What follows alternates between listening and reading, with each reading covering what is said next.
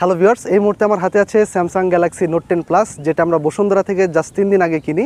এই ফোনটা এই মুহূর্তে কেনা কেমন হবে, এটার ক্যামেরা পারফরমেন্স কেমন, ডিসপ্লে কোয়ালিটি কেমন, গেমিং এক্সপিরিয়েন্স কেমন, ব্যাটারি ব্যাকআপ কেমন, সবকিছু বিস্তারিত থাকছে আজকের এই ভিডিওতে। যাদের বাজেট এই মুহূর্তে 30,000 টাকার আশেপাশে, তারা কিন্তু এই ফোনটা অনেকে চয়েসে রেখেছেন। তো ভিডিওটি আশা করি না টেনে সম্পূর্ণ দেখার চেষ্টা করবেন। তো যারা আমার চ্যানেলে নতুন এসেছেন এবং যারা এখনো চ্যানেলটিকে সাবস্ক্রাইব করে রাখেননি, তারা অবশ্যই সাবস্ক্রাইব করে রাখুন। এবং আমরা চলে যাই কথা না বাড়িয়ে মূল ভিডিওতে। প্রথমেই ডিজাইন নিয়ে বললে স্যামসাং নোট সিরিজের ফোন আমার সব থেকে বেশি ফেভারিট। স্পেশালি এটার curve display, full screen display, S pen feature, পিছনে গ্লাস ব্যাক সহ ক্যামেরার পজিশনটা যথেষ্ট সুন্দর। ফোনটাতে কোনো হেডফোন পোর্ট থাকছে না এবং এটার ডিজাইন নিয়ে বেশি কিছু বলার নেই, কারণ এটা সম্পর্কে আমরা সবাই জানি। ফোনটার ওজন হচ্ছে 196 গ্রাম এবং ফোনটা একটু বড় সাইজ, যার ফলে যারা কম্প্যাক্ট বা ছোট ডিভাইস ইউজ করতে অভ্যস্ত তাদের ক্ষেত্রে একটু অসুবিধা বা বড় লাগতে পারে। বাট প্রিমিয়াম ফোন চালানোর মজাই আলাদা। ফোনটা যখন হাতে রেখে ছবি তুলবেন বা কথা বলবেন তখন কিন্তু আলাদা একটা লুক চলে আসে। এবার ফোনটার ডিসপ্লে নিয়ে বলি। ফোনটাতে ডাইনামিক অ্যামোলেড ডিসপ্লে আছে, যেটা HDR10 সাপোর্ট করে এবং এটা রেগুলার 60 হার্টজের একটা ডিসপ্লে। এবং ফোনের স্ক্রিন সাইজ হচ্ছে 6.8 ইঞ্চেস এবং স্ক্রিন রেজুলেশন হচ্ছে 1440x3040 পিক্সেল। ডিসপ্লে ও back glass Corning Gorilla glass 6 এর প্রোটেকশন থাকছে। ডিসপ্লে কোয়ালিটি এক কথায় অসাধারণ। ব্রাইটনেস থেকে শুরু করে কালার কোয়ালিটি সবকিছু পারফেক্ট ছিল। স্পেশালি এটার ফুল স্ক্রিন ডিসপ্লেটা দেখতে একদম অমাইক লাগে, মনে হয় যেন হাতে শুধু একটা ডিসপ্লে ধরে রেখেছি। তাছাড়া ফোনটা IP68 ওয়াটার রেসিস্ট্যান্ট আছে এবং ফোনটা দুইটা ভার্সনে পাওয়া যাবে, একটা সিঙ্গেল সিম ভার্সন এবং একটা ডুয়াল সিম ভার্সন। সিঙ্গেল সিম ভার্সনে একটি সিম ও একটি মেমোরি কার্ড ইউজ করতে পারবেন, আর ডুয়াল সিম ভার্সনে হাইব্রিড সিস্টেম আছে, যেখানে আপনি হয় দুইটি সিম ইউজ করবেন, অন্যথায় একটি সিম ও একটি মেমোরি কার্ড ইউজ করতে পারবেন। এই ফোনে কোনো সিম অপশন থাকছে না। ফোনটিতে ইন ডিসপ্লে ফিঙ্গারপ্রিন্ট আছে, যেটা অনেকটাই ফাস্ট। পাশাপাশি স্যামসাং ডেস্ক সাপোর্ট আছে, যেটাকে আপনি মোবাইলকে একটি পিসির মতো মনিটরে কানেক্ট করে ব্যবহার করতে পারবেন। ফোনটিতে 12GB র্যাম থাকছে এবং স্টোরেজ হিসেবে থাকছে 256GB ও 512GB দুইটি ভেরিয়েন্ট। এবং প্রসেসর হিসেবেও এখানে কিন্তু আমরা দুইটা ভেরিয়েন্ট পেয়ে যাচ্ছি, যেখানে একটি স্ন্যাপড্রাগন ভার্সন এবং একটি এক্সিনোস ভার্সন। যারা অবশ্যই গেমিং এর জন্য নিতে চান তারা অবশ্যই স্ন্যাপড্রাগন ভার্সনটা নেবেন। ফোনের পারফরমেন্স নিয়ে বেশি কিছু বলার নেই। একটা ফ্ল্যাগশিপ ফোন পুরাতন হলেও সেটার পারফরমেন্স সবসময় ফার্স্ট ক্লাস পাওয়া যায়। যে কোনো অ্যাপ রান করা, এক অ্যাপ থেকে আরেক অ্যাপে সুইচ করা, মাল্টিটাস্কিং করা ইজিলি খুব সুন্দরভাবে ফাস্টলি করতে পারবেন। ইভেন ভিডিও এডিটিং এর মতো যে কোনো ভারী কাজও কিন্তু খুব সহজেই আপনারা রান করতে পারবেন। পাশাপাশি আমার চ্যানেলে আইফোন 12 এর রিভিউ দেওয়া আছে, চাইলে আই বাটনে ক্লিক করে দেখে নিতে পারেন। এছাড়া আমার চ্যানেলে কিন্তু আরো বিভিন্ন ফোনের রিভিউ দেওয়া আছে, চাইলে চ্যানেল ভিজিট করেও দেখে নিতে পারেন। তো একটু পর আমরা এই ফোনের ফটো স্যাম্পল ও ভিডিও স্যাম্পল গুলো দেখবো। তার আগে আমরা এই ফোনের ক্যামেরা স্পেক্স গুলো জেনে নিই। ফোনটির পিছনে ট্রিপল ক্যামেরা সেটআপ আছে, যেখানে 12 মেগাপিক্সেলের একটি মেইন ক্যামেরা পাচ্ছি, 12 মেগাপিক্সেলের একটি টেলিফোটো লেন্স পাচ্ছি, যেটা দিয়ে আমরা সুন্দর সুন্দর পোর্ট্রেট ছবি তুলতে পারবো, এবং 16 মেগাপিক্সেলের একটি আল্ট্রা ওয়াইড লেন্স পাচ্ছি। এবং ভিডিও রেকর্ডিং অপশন হিসেবে এখানে আমরা 1080 তে 30fps 60fps সহ স্লো মোশনে 240fps এ ভিডিও করতে পারবো, এবং 4K তে আমরা 30fps ও 60fps এ ভিডিও রেকর্ড করতে পারবো। এছাড়া ফোনটিতে super slow motion video recording mode আছে, যেটাতে আমরা 720 রেজলিউশন অর্থাৎ HD রেজলিউশনে 960fps এ আমরা ভিডিও রেকর্ড করতে পারবো। এছাড়া ভিডিওতে EIS OIS সাপোর্ট সহ HDR10 রেকর্ডিং করার সুবিধা থাকছে। এরপর ফ্রন্ট ক্যামেরাতে এখানে আমরা 10 মেগাপিক্সেলের একটা লেন্স পাচ্ছি, যেখানে আমরা ভিডিওর ক্ষেত্রে 1080 তে 30fps ও 60fps এ ভিডিও রেকর্ড করতে পারবো, এবং 4K তে 30fps ও 60fps ও ভিডিও রেকর্ড করা যাবে। পাশাপাশি ফ্রন্ট ক্যামেরাতেও HDR মোডে ভিডিও করা যায়। এবার আমরা ফটো স্যাম্পল গুলো দেখে নিই। এখন আপনারা যে ফটো স্যাম্পল গুলো দেখতে পাচ্ছেন, এগুলো হচ্ছে ফোনের মেইন ক্যামেরা দিয়ে তোলা। ছবিগুলো যথেষ্ট ক্লিয়ার, কালারফুল ছিল। ছবির ডাইনামিক রেঞ্জ যথেষ্ট ভালো। ব্যাকগ্রাউন্ডের দিকে যদি খেয়াল করি, মোটামুটি ভালোভাবেই কালার ব্যালেন্স করতে পেরেছে।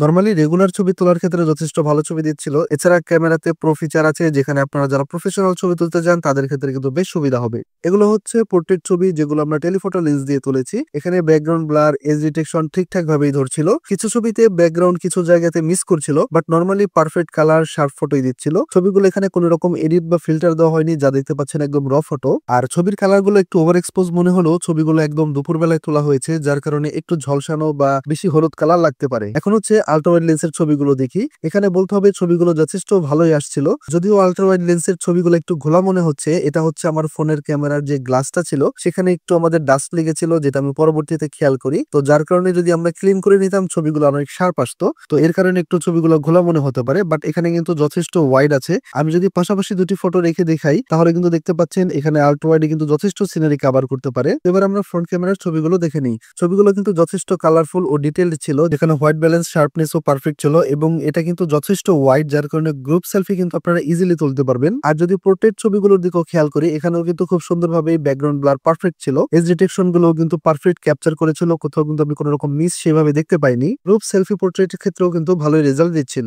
অলরাইট, এখন আপনারা দেখতে পাচ্ছেন এটার ফ্রন্ট ক্যামেরা রেকর্ডিং। আর এখন রেকর্ড হচ্ছে 1080 30 fps এ। আমরা কিন্তু ফ্রন্ট ক্যামেরা দিয়ে 4K তেও রেকর্ড করতে পারবো। এখন হচ্ছে আপনারা 30 fps এ দেখতে পাচ্ছেন। মোটামুটি যারা ভ্লগিং করেন তারা হচ্ছে 30 fps এ কিন্তু শ্যুট করতে পারেন। যথেষ্ট ক্লিয়ার, শার্প, অনেক সুন্দর কালার ব্যালেন্স আছে। আর দেখতে পাচ্ছেন আমার পিছনে যে ন্যাচারাল পরিবেশটা খুব সুন্দরভাবে কালার ব্যালেন্স করতে পারছে। ব্যাকগ্রাউন্ড কিন্তু এক্সপোজ হয়ে যায়নি, এখানে স্পষ্ট আমার কিন্তু আকাশের কালারটা দেখা যাচ্ছে। অনেক ফোনে আছে হচ্ছে আমরা ফ্রন্ট ক্যামেরা দিয়ে রেকর্ডিংয়ের সময় আকাশগুলো হচ্ছে একদম ওভার এক্সপোজ হয়ে যায়, সেক্ষেত্রে এটা কিন্তু ভালো মেনটেন আছে। অলরাইট, এখন দেখতে পাচ্ছেন 1080 60 fps এর ফুটেজ। আর দেখতে পাচ্ছেন এখানে কেমন ফুটেজ আসছে। আমি দেখতে পাচ্ছি একদম যথেষ্ট ক্লিয়ার, অনেক শার্প ভিডিও হচ্ছে আর একদম ক্লিয়ার। যেহেতু 60 fps সেক্ষেত্রে স্মুথ আর অনেকটাই বেশি। দেখতে পাচ্ছেন এখানে কেমন, আমি যদি একটু সূর্যের পিছনে যাই দেখতে পাচ্ছেন ডাইনামিক রেঞ্জটা কেমন। এখানেও কিন্তু যথেষ্ট আমার ফেসের কালারটা ধরতে পেরেছে। যদিও সূর্যের বিপরীতে হওয়ায় মোটামুটি একটু ইমব্যালেন্স হয়ে যাবে, বাট যখনই আপনি ভালো লাইট কন্ডিশনে থাকবেন সেক্ষেত্রে দেখতে পাচ্ছেন খুব সুন্দর কালার এখানে আসছে। তো আমরা একটু 4K ফুটেজটা দেখে নিই। ওকে, এখন দেখতে পাচ্ছেন 4K 60 fps এর ফুটেজ। 4K তেও কিন্তু আপনারা 30 fps এ শ্যুট করতে পারবেন। আমি আপনাদেরকে সরাসরি 60 fps এর ফুটেজটাই দেখাচ্ছি। 4K ফুটেজটা দেখুন, খেয়াল করুন। যদিও এখানে হচ্ছে হাঁটলে একটু শেক আছে, যদিও যেহেতু 4-5 বছর পুরাতন একটা ফোন, একটু শেক থাকবেই। যারা ভ্লগিং করতে চান একটু মানিয়ে নিতে হবে। বাট যদি আপনারা কোনো গিম্বেল ইউজ করেন সেক্ষেত্রে কিন্তু যথেষ্ট সুন্দর ভিডিও পাবেন। বাট যদি আপনারা দাঁড়িয়ে ভিডিও করেন সেক্ষেত্রে দেখতে পাচ্ছেন কত সুন্দর স্টেবল একটা ভিডিও পাচ্ছি আমরা।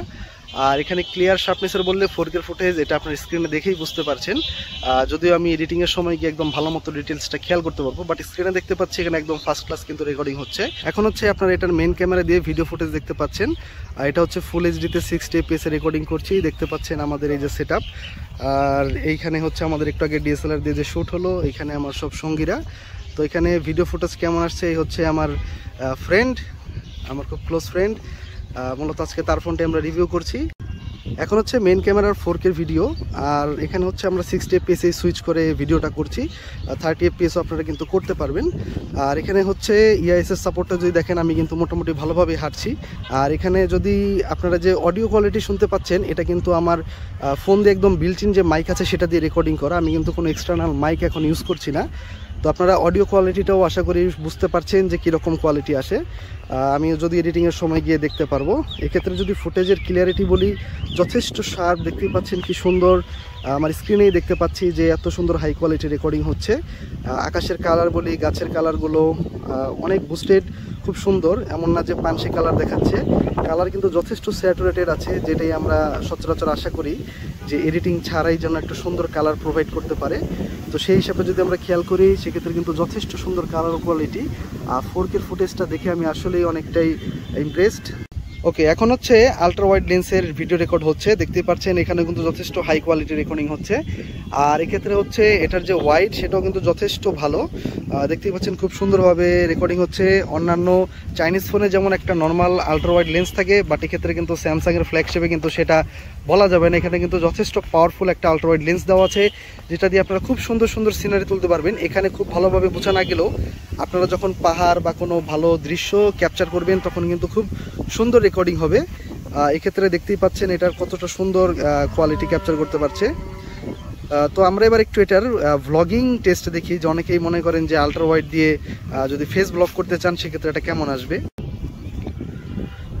ওকে, এখন হচ্ছে আলট্রা ওয়াইড দিয়ে আমি মেন ব্যাক ক্যামেরা যে আছে আলট্রা ওয়াইড লেন্স সেটা দিয়ে রেকর্ডিং করছি। যারা হচ্ছে ফোনটাকে উল্টো করে অনেকেই ভ্লগিং করার চিন্তা করেন যে আলট্রা ওয়াইড দিয়ে কেমন আসবে, তো তাদের জন্য জাস্ট এই টেস্টটা। তো দেখতে পাচ্ছেন এখানে কীরকম ফুটেজ আসছে, আর হচ্ছে EIS এর সাপোর্টটাও কেমন আশা করি সেটাও বুঝতে পারবেন। যদিও আমি এখানে কিন্তু অনেকটাই বেশি উঁচু নিচু জায়গা, যার কারণে আমার ফোনটা অনেক বেশি শেক হচ্ছে। তো এক্ষেত্রে ভালোই হয়েছে যে কীরকম EIS এর সাপোর্ট পাওয়া যায় সেটাও এখান থেকে বোঝা যাবে। এবার সেই ফোনটার ব্যাটারি স্পেক্স নিয়ে, ফোনটাতে 4300 mAh এর ব্যাটারি আছে, যেটাতে 45 ওয়াটের ফাস্ট চার্জ সাপোর্ট করে এবং 15 ওয়াট ওয়্যারলেস চার্জিংও সাপোর্ট করে। এছাড়া এটাতে রিভার্স চার্জিং এর অপশনও আছে, যেটার মাধ্যমে আপনাদের স্মার্ট ওয়াচ বা অন্য ফোনকেও কিন্তু চার্জ করতে পারবেন। ফোনটার চার্জিং ব্যাকআপ বলতে গেলে নরমালি একদিন ব্যবহার করা যায় খুব সুন্দরভাবেই। তবে আপনি যদি খুব হেভি ইউজার হয়ে থাকেন সেক্ষেত্রে আপনি সকালে ফুল চার্জ ফোন ইউজ করার পরে সন্ধ্যার দিকে আপনাকে অবশ্যই আবার চার্জ বসাতে হবে। বাট আপনি যদি নর্মাল ইউজার হন সেক্ষেত্রে কিন্তু একদিন ইজিলি আপনি চালাতে পারবেন। আর যেহেতু আমরা এই ফোনগুলো সেকেন্ড হ্যান্ড ডিভাইস হিসেবে কিনি, মোটামুটি 5 বছর পুরাতন একটা ফোন, সেক্ষেত্রে কিন্তু এটার ব্যাটারি ব্যাকআপ আপনি যদি নতুন ফোনের সাথে কম্পেয়ার করেন তাহলে কিন্তু কোনোভাবেই হবে না। ওকে, আজকের ভিডিও ছিল এই পর্যন্তই। আমার চ্যানেলে কিন্তু আরো অনেক ভিডিও দেওয়া আছে, iPhone 11 Pro, iPhone 16 Pro Max সহ আর অন্যান্য ফোনের। চাইলে চ্যানেলে ভিজিট করে দেখে নিতে পারেন, বাই বাটনে ক্লিক করে কিন্তু দেখে নিতে পারেন। আজকের ভিডিও ছিল এই পর্যন্তই, দেখা হবে নতুন কোনো ভিডিওতে। ততক্ষণ ভালো থাকুন, ধন্যবাদ।